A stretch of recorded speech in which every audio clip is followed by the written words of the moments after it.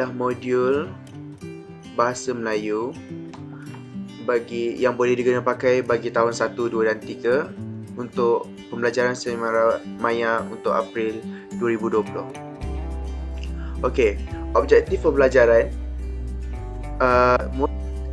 pengajaran dan pembelajaran standard Bahasa Malaysia Sekolah Rendah berkeupayaan untuk mempelajari tata bahasa yang digunakan untuk membuat ayat.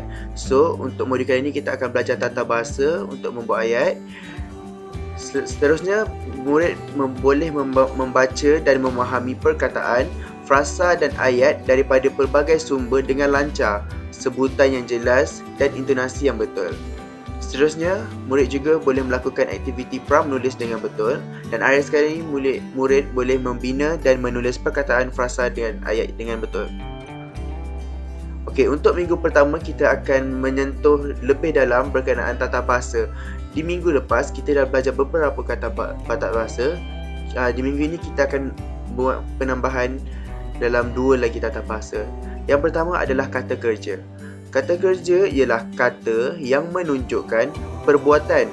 Contohnya, berjalan, makan, memakan, dimakan dan sebagainya. Kata kerja terbahagi kepada 2. Yang pertama, kata kerja transitif, dan yang kedua pula adalah kata kerja tidak transitif. Mari kita pergi dengan lebih jelas apa itu kata kerja transitif dan kata kerja tidak transitif. Kata kerja transitif. Kata kerja transitif ialah kata kerja yang mesti disertai oleh objek, iaitu kata nama dan ayatnya berbentuk aktif. So, dia mesti ada objek, maksudnya kita perlu menjelaskan perbuatan apa terhadap objek, dan ayat itu mestilah berbentuk aktif. Kata kerja transitif aktif menggunakan imbuhan seperti men ataupun imbuhan apitan men dan i, men dan kan dan sebagainya.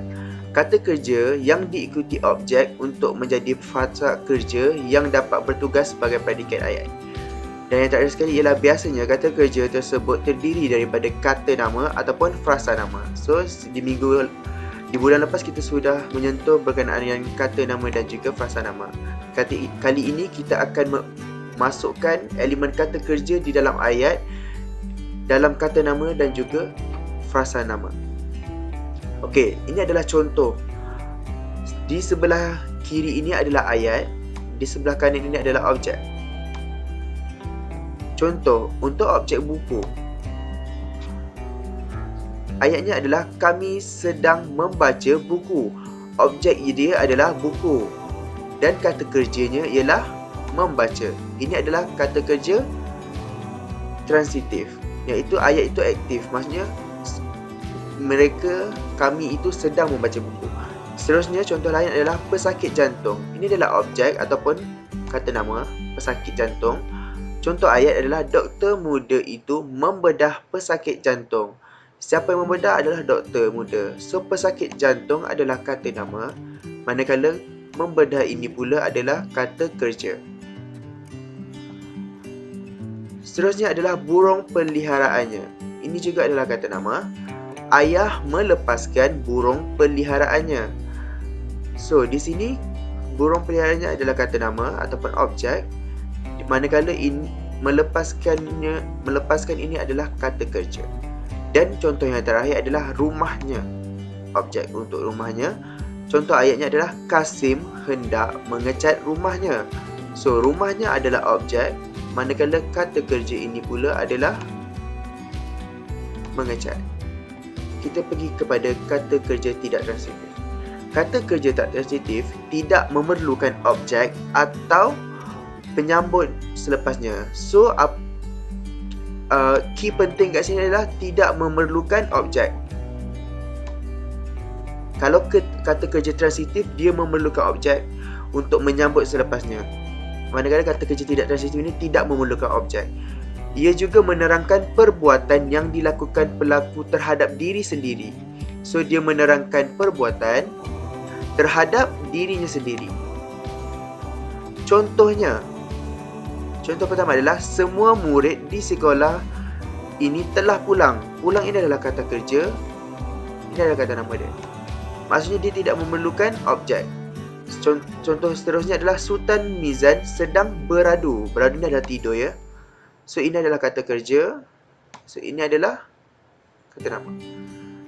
Akhir sekali adalah pesakit jantung itu beransur sihat. Beransur sihat ini adalah kata kerja. Kita pergi ke tata bahasa yang seterusnya. Tata bahasa yang seterusnya adalah kata hubung. Kata hubung digunakan untuk menghubungkan kata dengan kata,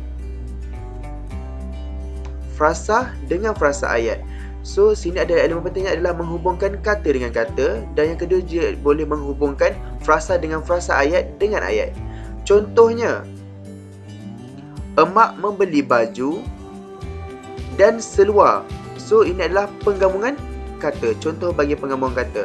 Kata hubung yang digunakan adalah dan. Contoh seterusnya, Ali kurus tetapi tidak boleh berlari. Ini adalah penggabungan frasa. Kata hubung di sini adalah tetapi. Contoh yang terakhir adalah Ali mengemop lantai sementara Ahmad mengelap tingkap. Ini adalah penggabungan ayat. Seperti yang kita tengok ini adalah Ali mengemop lantai adalah satu ayat, Ahmad mengelap tingkap adalah satu ayat. Dia menggunakan kata hubung sementara. So, di sini adalah 3 jenis contoh, iaitu penggabungan frasa, penggabungan kata dan juga penggabungan ayat. Ini adalah contoh yang lebih jelas. Ini adalah untuk perkataan kata hubung atau. Saya hendak makan mi atau nasi lemak. Contoh seterusnya adalah dan. Saya dan adik bermain di taman. Ini adalah contoh apa? Ini adalah contoh untuk penggabungan ayat. Saya bermain di taman, dan ayat yang kedua adalah adik bermain di taman. So digabungkan dengan perkataan kata hubung dan. Seterusnya adalah lalu. Dia masuk ke bilik lalu menyalin pakaian. So kata hubung yang digunakan di sini adalah lalu. Contoh kedua terakhir adalah agar. Saya berharap agar kamu dapat datang. Maafkan cikgu ya, cikgu ada kesilapan di sini. Datang So kata hubung yang digunakan di sini adalah agar. Contoh yang terakhir adalah apabila. Saya terkejut apabila mendengar berita itu. So kata hubung yang digunakan di sini adalah apabila. So, di sini ada beberapa latihan. Murid-murid boleh membuat latihan satu. Latihan satu ini adalah isi tempat kosong dengan perkataan yang tepat. Di sini ada 6 soalan. So, murid-murid diminta untuk menggunakan perkataan yang ada di atas dan isi di tempat kosong dengan perkataan yang sesuai. Bagi latihan 2, murid diminta untuk gariskan kata kerja transitif yang sesuai berpandukan gambar. Di sini sudah diberikan gambar. Di sini juga ada 6 latihan di sini. Dan ada ayat. Murid diminta untuk menggariskan yang mana perkataan yang sesuai yang boleh digunakan. Itu saja. Untuk minggu hadapan, kita akan menyentuh dengan lebih dalam bagaimana untuk teknik membina ayat dan juga teknik membuat ulasan. Itu sahaja dari cikgu untuk minggu yang pertama ini. So, semoga murid sentiasa sihat selalu di musim COVID-19 ini. Jika ada sebarang persoalan, boleh bertanyakan di dalam grup WhatsApp kepada cikgu. Terima kasih. Assalamualaikum.